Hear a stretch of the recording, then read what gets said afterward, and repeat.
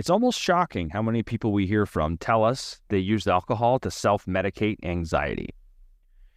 It is certainly one of the most common reasons that people start using alcohol and eventually find that it's turned into a problem. Once you decide to stop drinking, the thought of coping with anxiety without alcohol can be daunting. If this sounds like you, please stick around. Our guests this week share some valuable tips and tools and also share their personal experience with anxiety now that they're in recovery and how they've learned to work with it instead of always fighting it.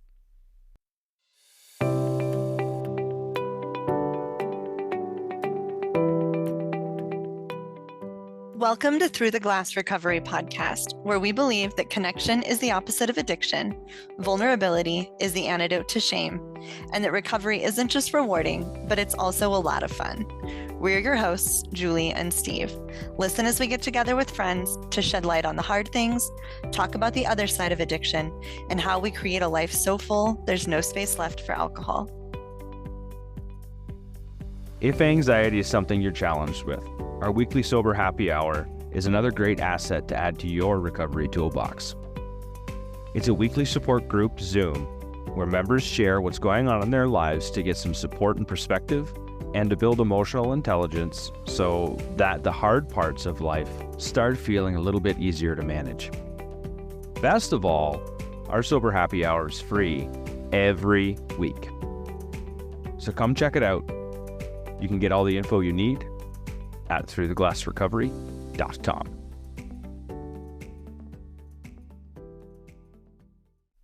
All right, welcome everyone. Happy to see everybody today and super kind of excited, kind of nervous to talk about this topic, but I think it's going to be a really good conversation. So I will first have our guests introduce themselves so you guys can get to know them a little bit. And I'm going to let Taylor start us off because Taylor has been here and recorded with us once before. It's just been a long time. So it's really good to have you back. And do you want to tell our listeners about yourself a little bit? Absolutely. Yeah. Thank you guys for having me back on. I feel like over the last several months since we've recorded my first time, I have transformed a lot personally. And so it's really fun to come back on and talk about that. My name is Taylor. So I have a TikTok called Tay's Sober Journey. And that is the only place really that I've been documenting my transformation and just my journey through going alcohol free and living this lifestyle that way. I am from the Midwest, so born and raised in Wisconsin. Well, I was actually born in Tennessee, but most of my life was in Wisconsin. I live on a farm and yeah, so drinking culture is heavy where I live, but I'm doing it. So awesome. Good for you. Cool. We're really glad to have you back. We're really excited to share this space with you again. And next we will have Sarah go. How are you today? Good, Julie. Thank you so much to both of you for having me on today and totally relate to you, Taylor. You know, I grew up in England, so culture's very heavy over there as well. I've been in the States for about 30 years now, and I live in Calabasas. And yeah, I have been on this journey of alcohol-free for about 3 years now. And yeah, I have two boys, 21 and 25, and I work with my husband, my new husband, in the clean cosmetic space. And I started a mindful drinking and mindful living community called Pure Clarity back a year ago with my first event that I had in January of this year in Santa Monica. Really cool. Yeah, I love what you do. Make sure you send us a link to that so we can share that with our listeners. And I would like to point out that Sarah was just married like a few days ago and is actually joining us from her honeymoon, which I think is amazing. And we're so glad to have you here. I love that you chose to join us on your honeymoon. I feel special. Absolutely. Congratulations to you too. Yes, big congratulations, and just really happy to spend some time with you today. So for many of us, we drank alcohol because we thought we needed it to cope with anxiety. It gave us that immediate sense of relief from the racing thoughts and the pounding heart and the worst case scenario cycles that our brain would always get stuck in. And I know for a lot of people, dealing with anxiety without using alcohol is a scary prospect. and it even keeps people from actually taking steps to quit. So we'd like to chat with you guys about that today. You've all learned to deal with anxiety without alcohol. What has that been like for you, and how do you do it? Yeah, so that is this is Taylor. Yeah, that is a really good question because like I had mentioned in my intro, the last several months I've been on this sober journey since January 1st of 2024, so this year.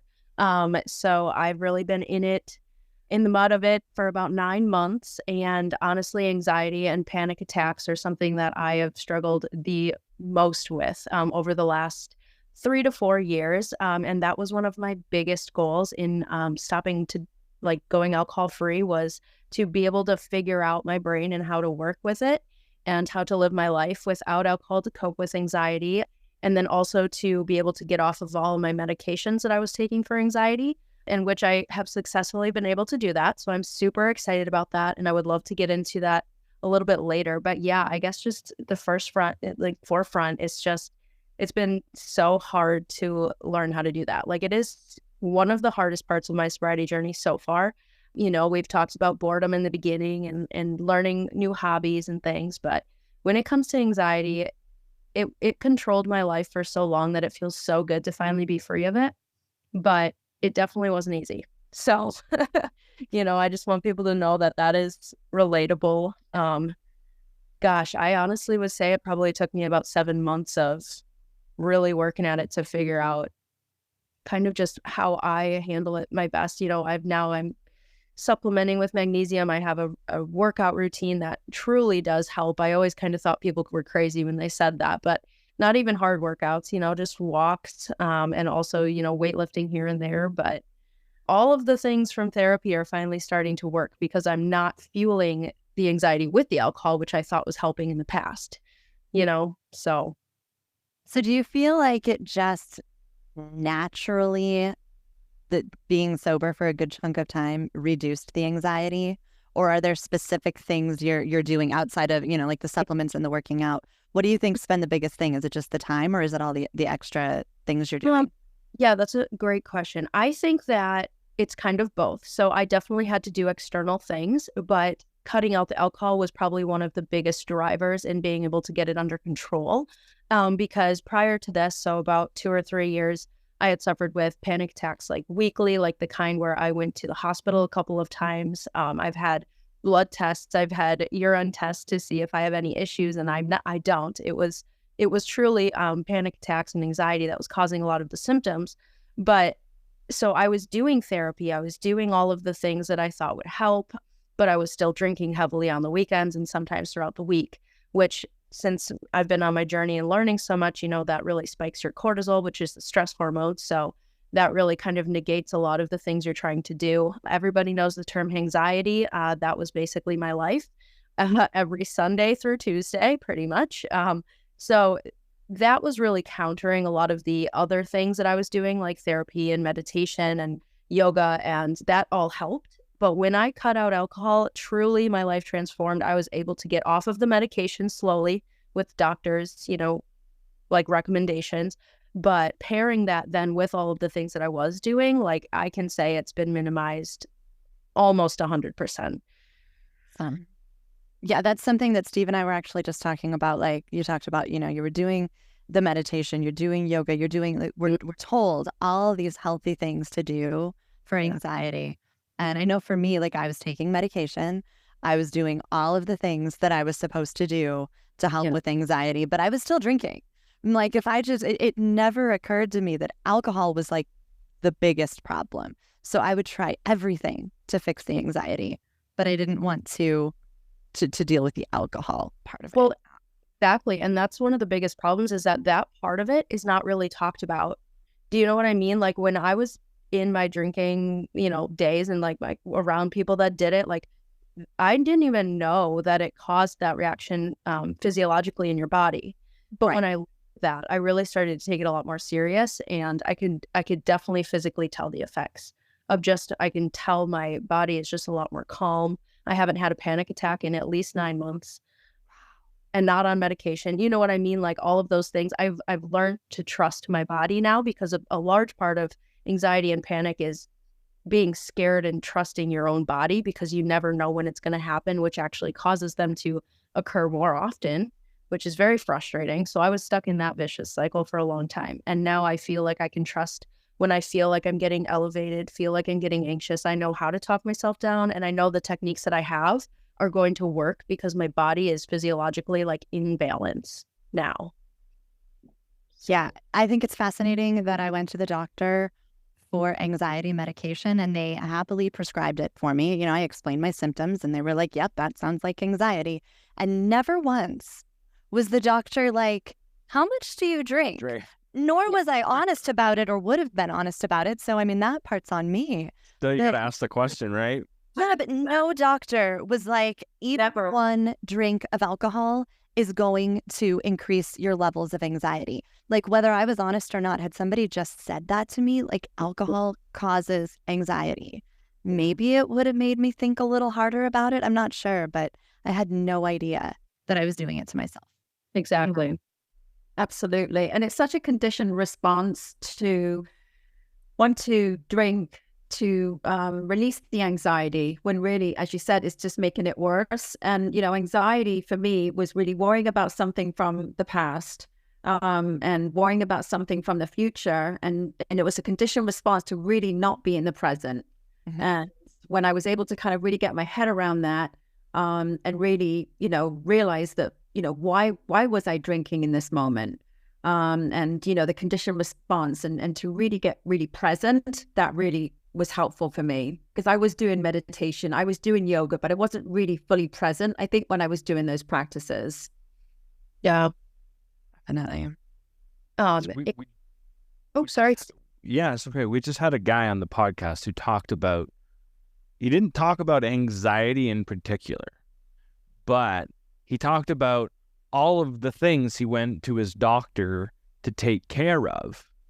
And alcohol was like, and he was doing the stuff too, exercising, going to yoga, practicing like Reiki and stuff, like looking into all of these things, health stuff and whatever. And alcohol was number 9 on his list. And really, and what everyone's saying the same thing is when you bring that up to number 1, it takes it actually, if you can keep doing all of those things and you'll actually take care of your problem.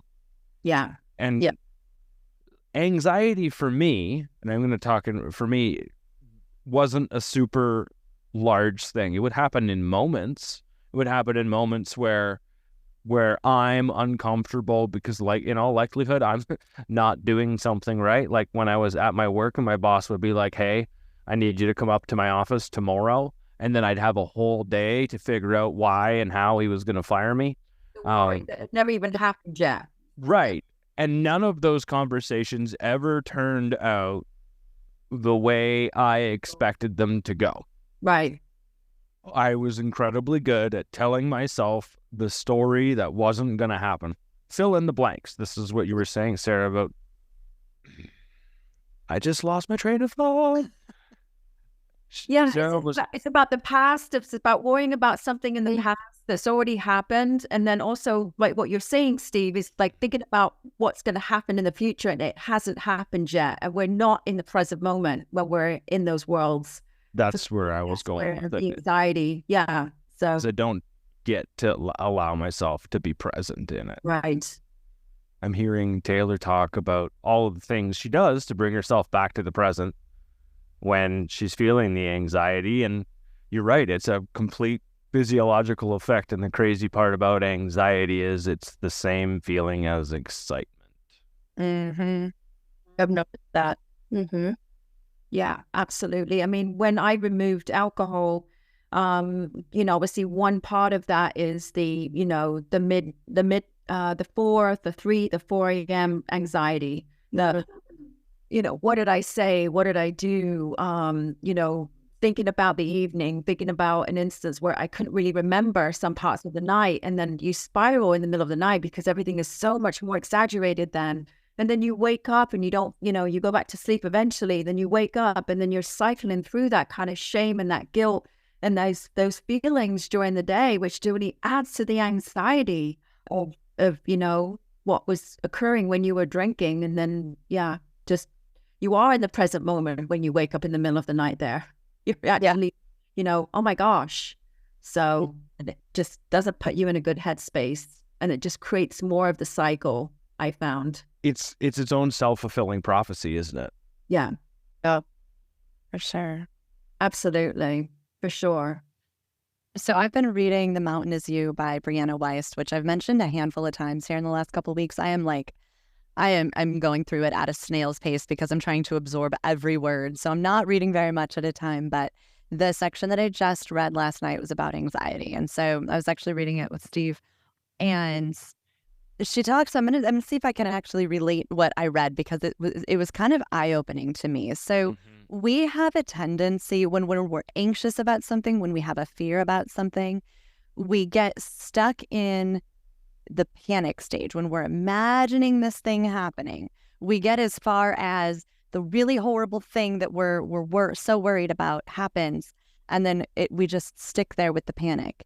And we're like, I don't know how to deal with that. I can't deal with that. I can't handle that. It's not going to be okay. We never carry it through to the end. Right. Where, for me, I'm not afraid of flying on an airplane. I can imagine myself getting on the plane, going through some turbulence, and then successfully and safely getting off of the plane, and I'll be fine. So I don't have a fear surrounding that. But then if I imagine, other parts of my life, things going wrong, I get stuck in the wrong. I don't follow it all the way through to the end. And so I remember my therapist one time, I was talking to her about, I want to say it was because we had a really sick animal, and I just couldn't stop the worry and the cycle, that ruminating where you're spinning your wheels. What's going to happen? Oh my God, what if he dies? I can't handle this. And it's just until it's eating you alive and you can't think, and you're like, working up into this state of panic. And she was like, what is the absolute worst thing that can happen here? Like, worst case scenario, what happens? I'm like, well, the horse dies. And she's like, and will you survive? Like, I will. I won't like it. It'll be horrible, and I'll survive. And as soon as we carried it all the way through to the absolute worst case scenario, it turned into something that I really hoped didn't happen, but also that I could survive, that I would make it through.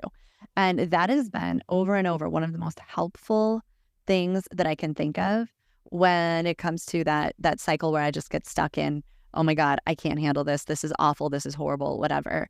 Is what's the absolute worst possible thing that could happen here? You have that call with your boss and they want to talk to you tomorrow. What's the very worst thing that's going to happen here? You get fired.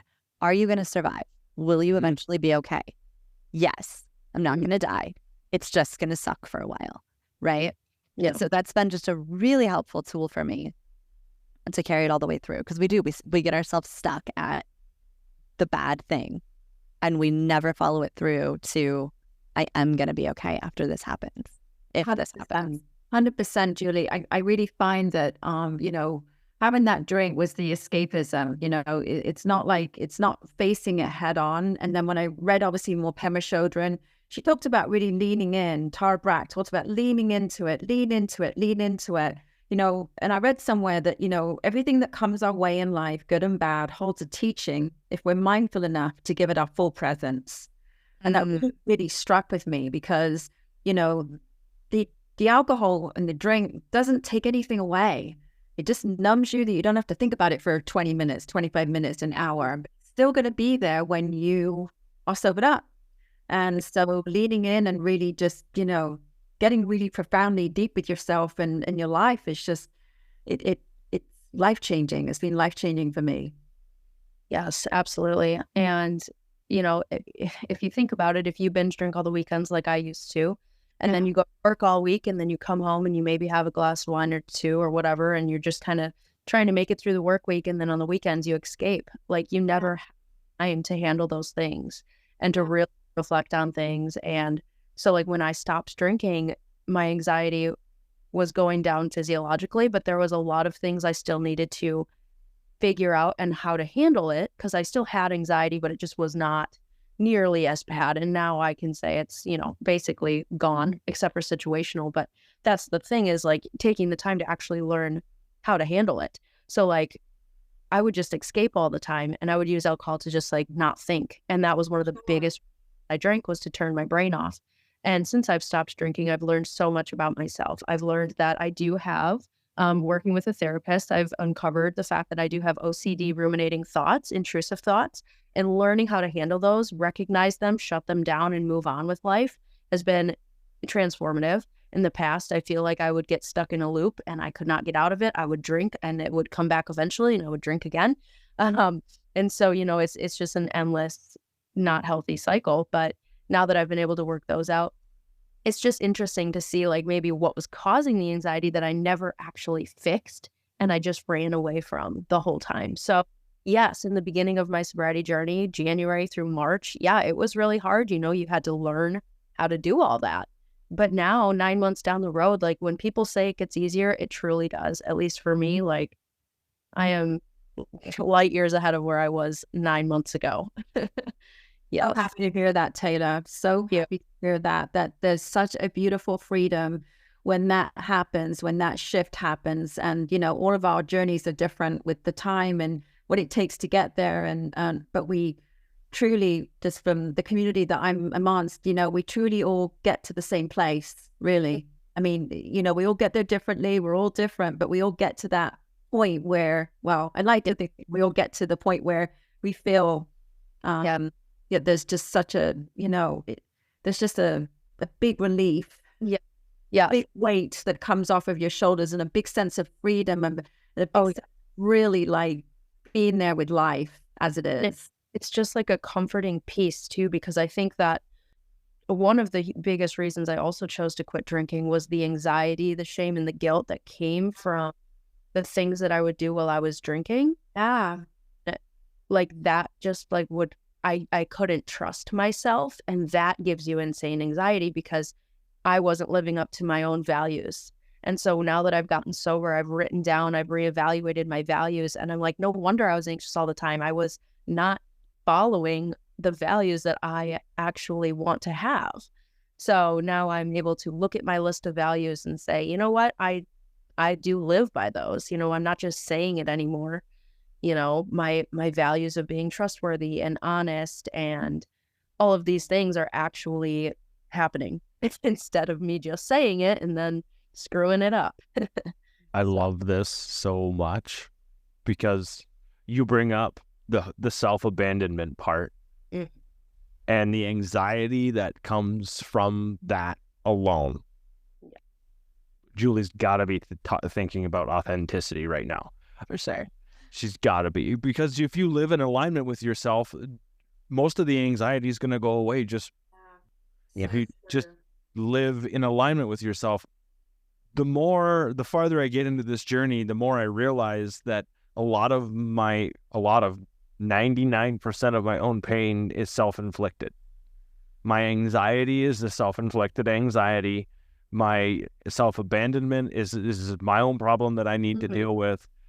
The way in which I present myself and how I align myself with my values are, what do I do with my boundaries? Because I know I've had anxiety over even having difficult conversations. And how do I set this boundary with this person so I can continue to love myself the way I need to love myself? And like all of that is it's not easy, but it's also just as rewarding. I was afraid to do the hard work because and then you get the anxiety. I don't know what it looks like on the other side. It's unfamiliar. The unknown. Yeah. The unknown. It's really unfamiliar. Yeah. And I heard someone say something the other day, and it wasn't too long ago, and they talked about learning about yourself. If you do something that's uncomfortable, you will learn something about yourself every single time. Every single time you step into the uncomfortable, I get to learn more about me. And I thought that was pretty cool. I thought it was a super simple way to say, if you want to learn more about yourself, just do uncomfortable things. It doesn't even have to be big things. It just got to be little ones. Yeah, absolutely. One of the reasons that I started drinking at such a young age was because of my turbulent, would be some word to explain it, childhood growing up. My dad was a heavy drinker, and, you know, a lot of the things that he would say as a young adult trying to grow up and navigate the world would like really impact me. And even into adulthood, I would drink whenever I was around him because he was drinking, and also it was the only way I felt comfortable to like be myself and like actually talk to him without getting anxious because his presence makes me very anxious. He's very judgmental and narcissistic, etc. So I drank for a long time, and now the last few months that I've been there, and I can tell when my boundaries are crossed a lot easier, and I can tell when it's time to leave, and I can tell that I'm getting stronger because I had made a video about this a couple weeks ago when I was over at their house, and he had called me a hurtful name, a dumbass, and that really hurt me. And I actually stood up for myself for like one of the first times in my life, and I'm 28 years old. And it was like very, you know, it wasn't mean, it wasn't rude, but I just said, hey, please don't call me that. And it actually opened up a discussion to where he talked about how that's how he was treated when he was younger. And it was just crazy how, because of my like sober journey and alcohol-free lifestyle, I was able to bring it full circle and realize that this was really his problem and it had nothing to do with me. And he's just hurting as much, but I'm taking the steps to break that so my children don't have to feel that way. And it's been really forgiving, but, you know, it's just been so transformative, so crazy. Amazing. When you're saying that, Taylor, it brings to mind that that exchange could have been so different when you were still drinking and him drinking, and that conversation, if you had said that to him, if you've been drinking, he'd been drinking, and do you know what I mean? It could have gone very differently, but because you're in the space that you're at. I honestly would have laughed at it and let it hurt me inside, cried about it later and drink, and never brought it. But that wouldn't change anything from happening. You know, like he would still do that in the future. But I'm hoping now, you know, he gets a better idea of like, I respect myself enough that I'm not going to let that happen. And even if his behavior doesn't change, you standing up for yourself sends yourself a really powerful message of self-worth and empowerment. So whatever his response is, you gave yourself a lot of power by doing that. That is huge. I love that you did that, and I'm really proud of you. Thank you. With Taylor talking about, you know, being in alignment with your values, and like Steve said, you know, I'm stuck in authenticity. That's what I do. I could see the smile on. Oh yeah, no. So I'm thinking, like, in my own experience when it comes to anxiety, one of the things that always drove like that horrible, you know, the carousel of anxiety that I couldn't get off was, what do people think of me? I would go have a conversation with someone, walk away from it, and then start thinking of all the things that I said that I thought were stupid. My whole world revolved around try to impress and please everybody. And so that just fuels this intense anxiety, because it's always, is everything perfect enough? Is everything good enough? Do these people like me? Do these people respect me? What do I need to say? How do I need to look? All of it. And so I was just like, anxiety drove every action and every thought and every behavior that I had for the longest time, because I had no self-worth, because I had no love for who I was, because I didn't even know who I was. And so like, I'm able to now go have that conversation. And of course the thoughts still pop up like, oh my gosh, I looked like such a fool when I said XYZ, right? And I think we all do that to some extent. But before, it would just churn. Oh my God, they think I'm such an idiot. I can't believe I said that. I'm such a loser. All of that, you know, the negative self-talk. And now I can kind of take a step back and be like, okay, wait, did everything you say there actually align with what you believe, with what you stand for? Mm-hmm. Then you're okay. You can let this go now. You know, did you make a silly mistake? Are you a human? Yes, you can let this go now. And so I can take a step back outside of the circle and the you know, the churning in my head, and look at it just objectively. But also know, as long as I'm in alignment with my values, as long as I'm acting authentically, then I don't need to freak out about what somebody else thinks of me, because I respect myself. I think that's kind of what Taylor was talking about a little bit there. But that authenticity piece, you know, and anxiety, for I think the definition that's like the definition of social anxiety, right? Oh my God, what do people think? And authenticity almost completely cured that for me, where that was the state that I lived in perpetually before I got sober and then started the whole authenticity journey. Isn't Beautiful. isn't it amazing how comfortable, even though it was uncomfortable, but how comfortable you got living in the anxiety? Mm-hmm. It's a comfort zone thing. We hold ourselves there because it's all we know, right? It's a conditioning too. We're very conditioned. Obviously, the more that we repeat how we live and how we deal with things and where we go in our minds, it's just such a big conditioning. And I felt that I had to really break so much of the conditioning with regard to, my journey. It's a crazy how much that, just like you're saying, the conditioning, how much that message repeats itself over and over again. And so this is my normal, this is all I know. And one of the things that drives me nuts is when I hear I can't do that. It drives me bonkers because I believe that we can. Yes. If we put the effort in and try the things and do, I mean, there's some people where it's just not possible. I get that. Generally, though, I think we can. And it takes effort. And it sucks sometimes. And it can create its own anxiety. Because I'm going to go into unfamiliar territory and I'm going to try and sit in silence and sit in peace. I remember even when I tried to sit in silence for the first time, I got freaking anxious over it. Because here I am going to be stuck in my own thoughts and I'm going to choose to do that for the very first time. And that was scary. That was something that I did. So I fight turning it off, the escape, right? Turn some music on. What am I going to do? Turn whatever. How am I going to distract from it to give my mind something else to grab onto, when really in the end, learning to sit with myself was incredibly good for me and incredibly good to just, it's the self-awareness, I guess. Empowering. It's so empowering, right? It's very empowering.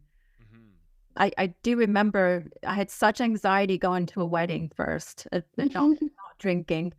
Everyone's going to be drinking. Everyone's going to be drinking. And I remember getting there and eyeing the bar for the first 30 minutes. If I go over to the bar, I could just ask the barman to just sneak a quick drink in there in the cup and nobody's going to know, because I need a drink. I need to have a drink here at this wedding with this big social occasion. That's the only way that I'm going to be able to have fun, talk to people, be social. And I'm a pretty confident person, but just that's what I was conditioned and my voice was telling me that I needed.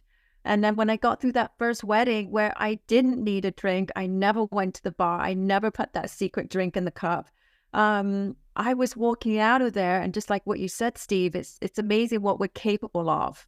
It's amazing that how limitless we can actually be when we move through some of these circumstances throughout our journeys, and how much we can say, oh my gosh, I did that. And how much better we feel, how much better I felt the next morning, how much better I felt falling into bed that night, how much better I felt with all the people that I spoke to and how present I was. So, it's just social anxiety thing, but it's, Yes, I have been to 2 weddings now, and I have not drinking. And the first one, I was so anxious to get there. But as soon as I was, I really felt like at peace.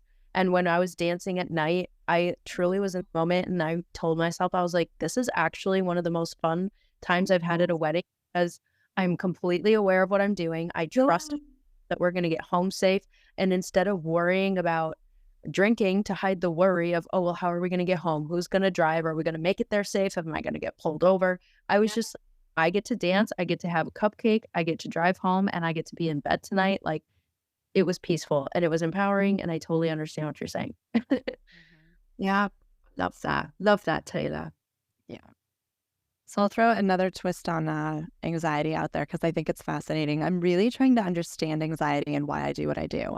And so we all, I'm sure, on our journeys have realized how much we are run by our subconscious thoughts, right? Things that are going on under the surface that we're not really aware of are actually driving our decisions and our behaviors and our thought patterns. And we just don't know any better because it's always been like that. And so there's one whole belief that, if you worry, you're worrying and you're worrying and you're worrying about this thing that might happen, right? And you keep worrying, you keep worrying, and you keep worrying, and then it doesn't happen. Your subconscious is like, see, I stopped it for you. Yeah. Oh, yeah. Right? And so then your subconscious is like, in order to keep you safe, I just need to worry about this thing, and then it won't happen. And so we don't like realize we're doing it necessarily, but worrying is like our subconscious just trying to keep us safe.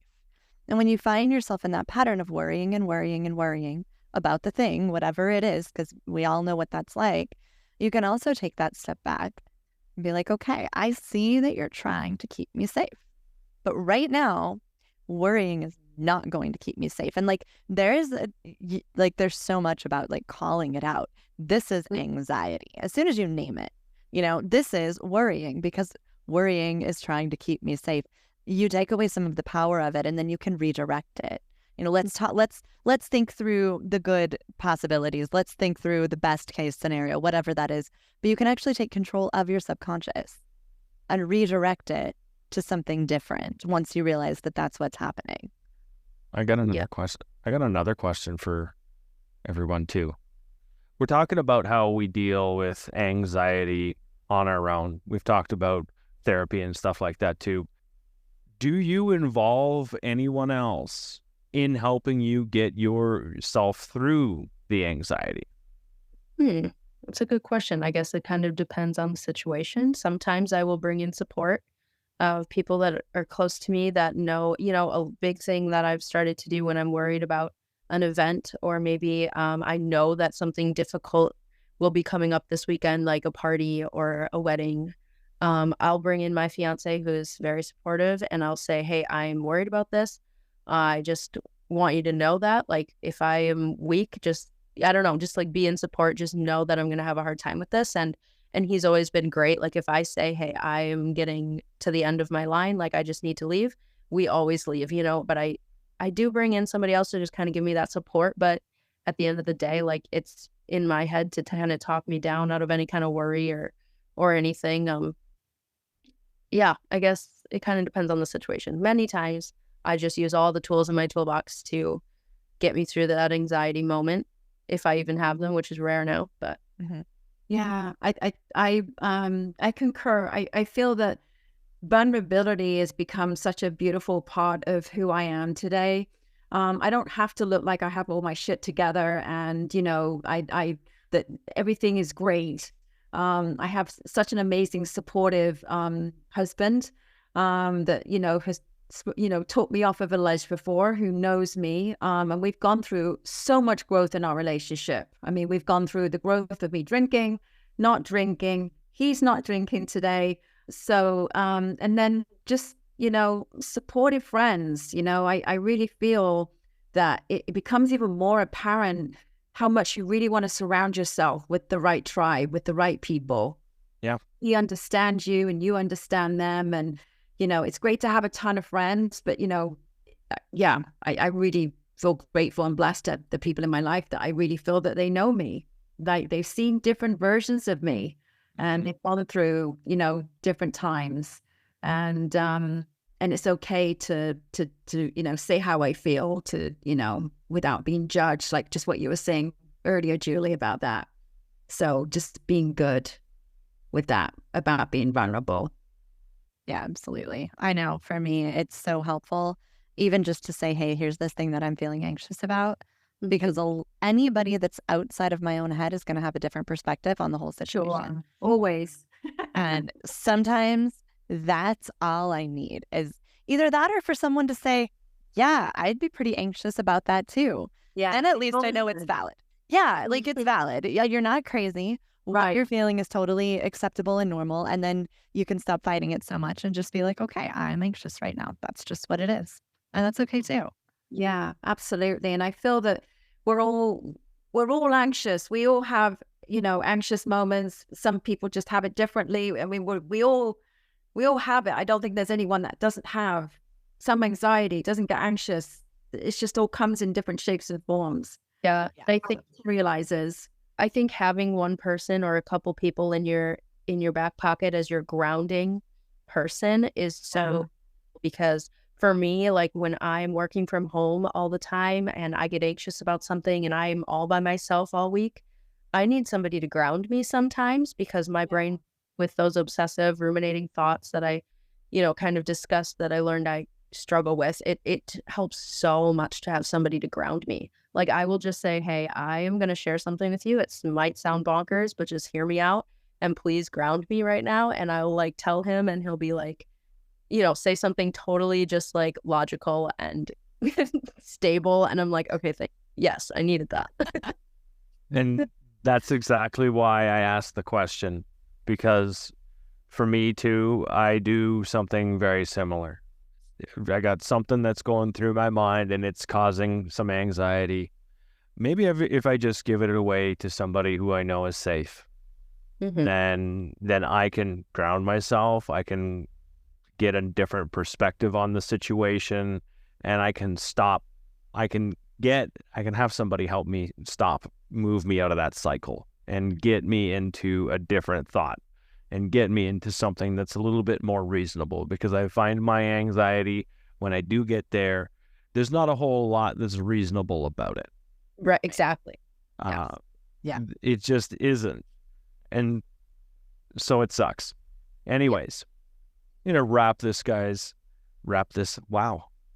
English is a second language. I've read 5 hours of class today. So anyways, I'm going to wrap this up now. We had a phenomenal conversation. You guys were awesome about sharing your experience about anxiety. With living in alignment was one real cool common theme that everyone shared, and how much that helped them overcome and stay in a more peaceful place just internally.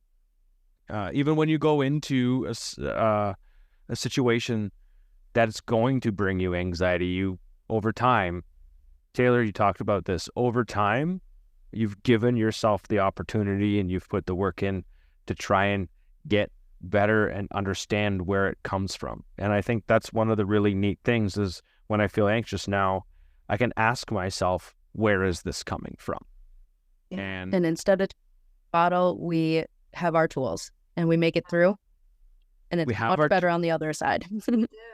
We have our tools, we make it through. And the cool thing is now because I'm aware of what's going on, I can say, what do I need to do? And sometimes I can choose to say, I'm going to go and I'm going to run into this anxiety. Because I know it's something that I need to do for myself. Face it head on. Right. Yeah.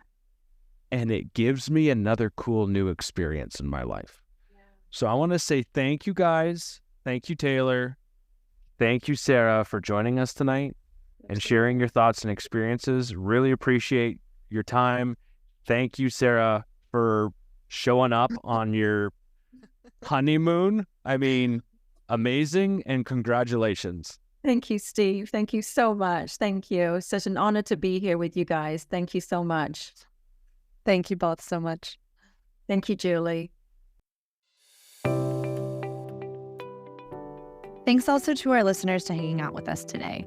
If you liked what you heard, please consider sharing this episode with a friend in recovery or leaving a review for us. And make sure you subscribe so you don't miss next week's episode called What to Expect When You Go to Rehab. See you then.